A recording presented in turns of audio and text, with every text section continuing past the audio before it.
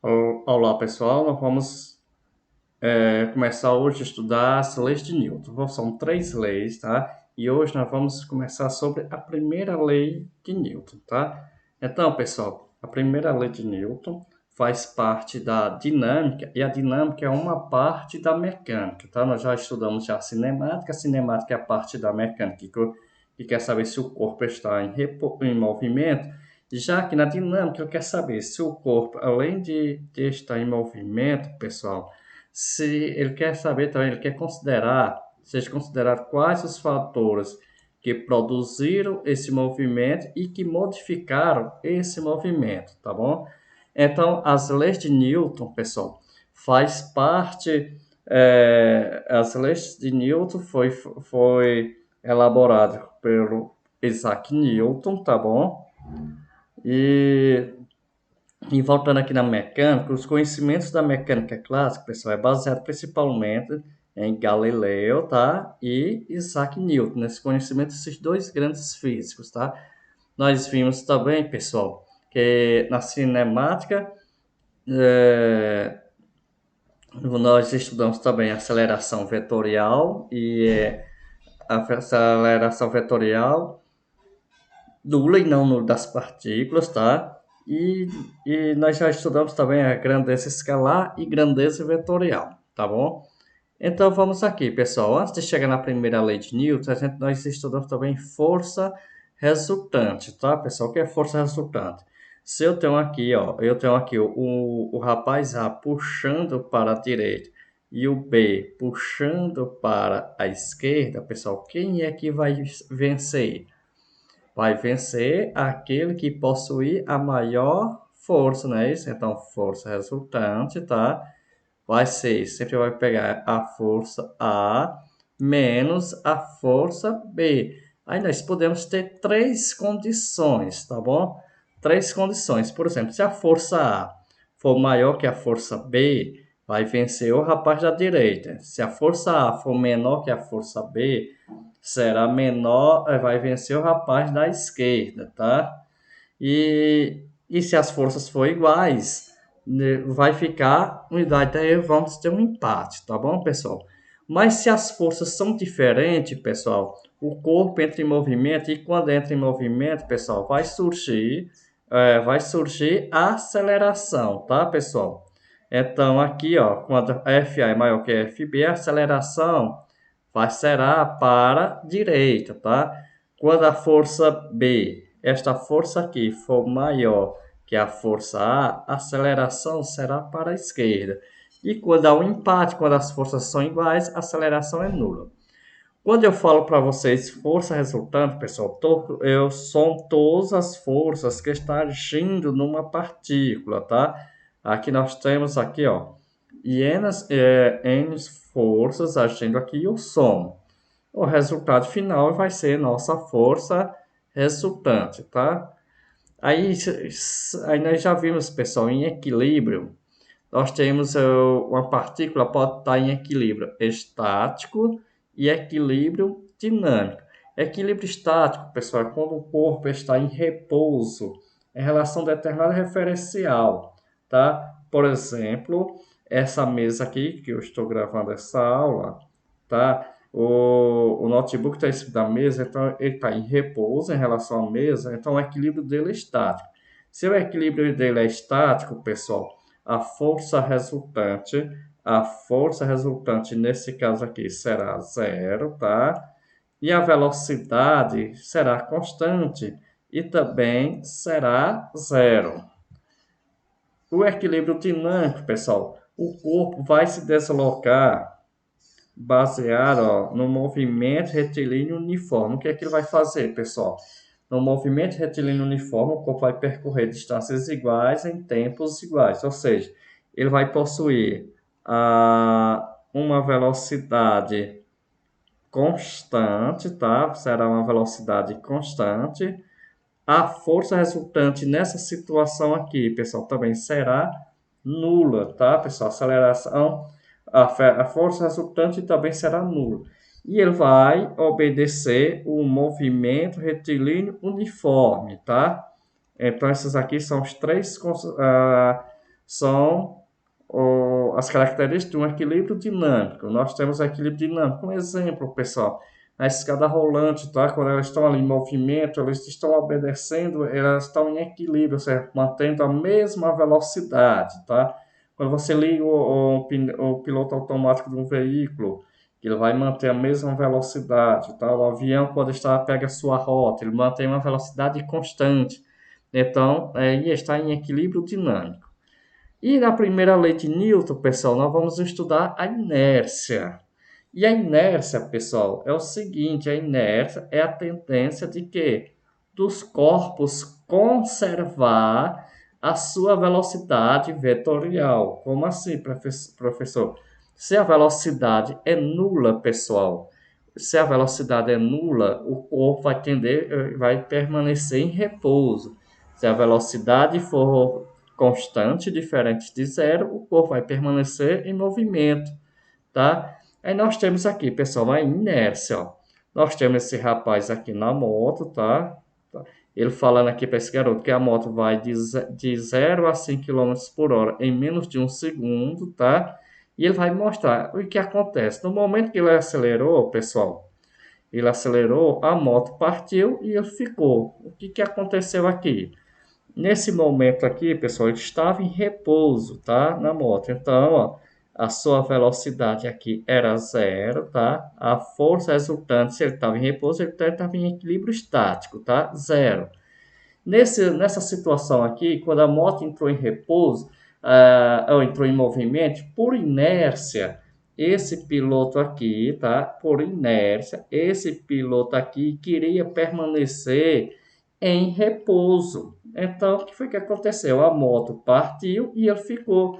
Isto é muito comum, todo mundo já presenciou isso aqui quando você está numa moto, uma bicicleta, em um carro, né? Sempre que o carro parte, você sente o seu corpo jogado para trás porque você queria permanecer, ficar em repouso. E temos também o contrário, ó. Temos aqui, vamos considerar que esse cavalo vinha com uma velocidade constante, tá? Só que velocidade constante, só que diferente de zero. E nesse caso aqui a força resultante era zero quando ele vinha em movimento.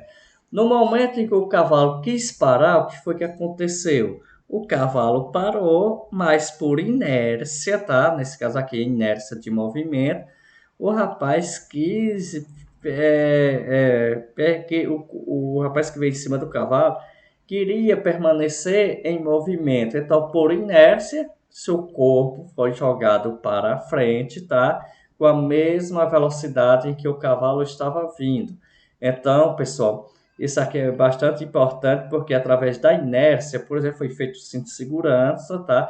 Para a função do cinto de segurança, manter o motorista e os passageiros presos ao banco. Porque, por exemplo, se o carro vai a 80 km por hora e freia bruscamente, seu corpo é jogado para frente a 80 km por hora, tá? Com a velocidade de 80 km por hora. Por que isso, professor?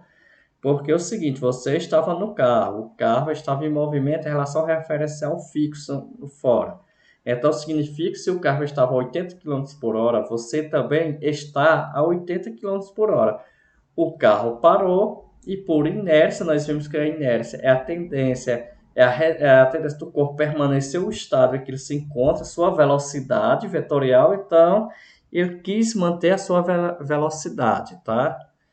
Então, pessoal, a inércia é o seguinte: tudo que possui matéria tem inércia, tá? Ah, tudo que tem, pessoal, ó, tudo que possui matéria tem inércia. Então, a inércia é uma característica própria da matéria, tá? Para que as tendências inerciais sejam vencidas, pessoal, é necessário eu aplicar uma força maior do que aquela que está atuando sobre ela, tá? Por exemplo, ó, se aqui tem um bloco, eu tenho que aplicar uma força, tá? Uma força tão grande para tirar este bloco do repouso, tá? Nós vimos lá pelo conceito, se nenhuma força agir sobre esse bloco, para essa força resultante ser diferente de zero, esse bloco permanecerá eternamente em repouso. Então, eu tenho que aplicar uma força muito maior do que já existente, tá? Nós temos aqui, pessoal, ó, aqui vai o carro, tá? Com a velocidade constante, tá? Veja aqui nesse primeiro quadro aqui, esse carro vai com a velocidade constante. Tudo bem, veja aí, ó, a bola aqui vai parar no local, em cima de um banco, temos dois passageiros e um rapaz em pé. Vamos ver o que aconteceu, pessoal. Nós vimos que lá no conceito, em força, que só a força é capaz de modificar a direção e a velocidade dos corpos. Então, o que foi que aconteceu? O motorista aplicou uma força, tá? Em que a força resultante ficou maior, ou seja, a força daqui ficou diferente de zero. O que foi que aconteceu? O rapaz, todo mundo que estava em pé, tá? Todo mundo que estava em repouso, quando o veículo aumentou a velocidade para frente, todos foram jogados para trás, tá? Por quê? Porque a velocidade passou de uma a velocidade, por exemplo, passou da velocidade A para velocidade B. E essa velocidade A é menor que a velocidade B. Aqui já foi o contrário, tá, pessoal? Aqui, por exemplo, ele colocou uma ré. O que foi que aconteceu, pessoal? Aqui vamos considerar que aqui é A, B e C. Nesse caso aqui, a velocidade A, tá, pessoal?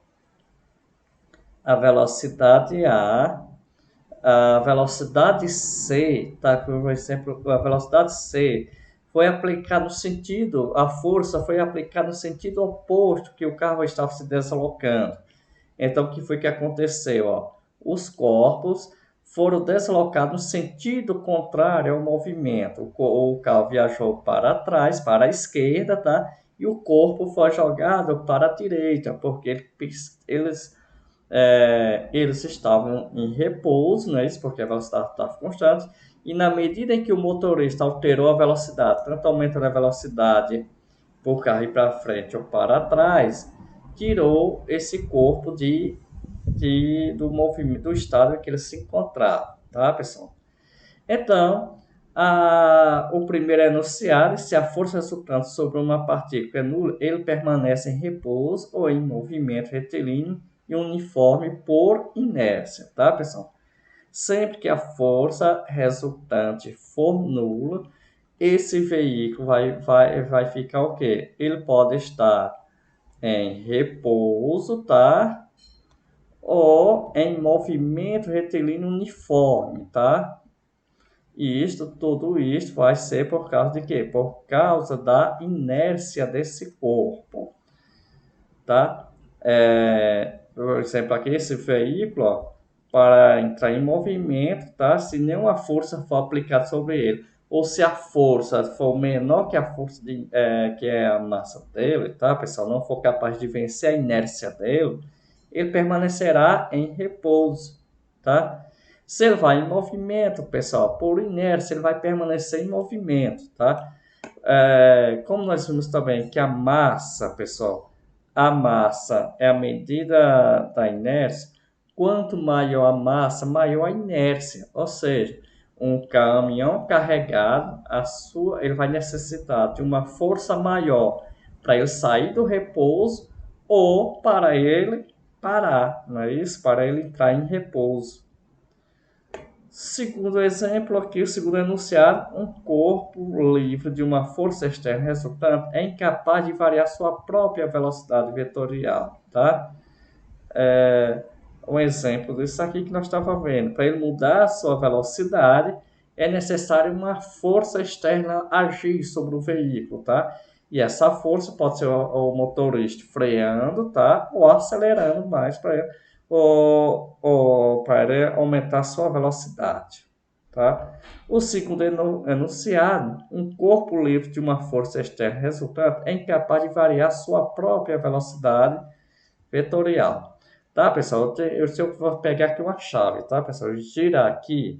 No momento, ele está girando aqui em torno do dedo. No momento em que ele rompe, essa chave sai do dedo, pessoal, ele vai sair pela tangente, tá? Por exemplo, e vai sair aqui, por exemplo, ele vai sair em movimento retilíneo, tá? Obedecendo à primeira lei de Newton. Lembrando, pessoal, que a gente fala obedecendo à primeira lei de Newton é desconsiderando as forças de resistência, tá? Então, pessoal, qualquer dúvida é só chamar o professor aqui, tá bom? Abraços e até a próxima aula.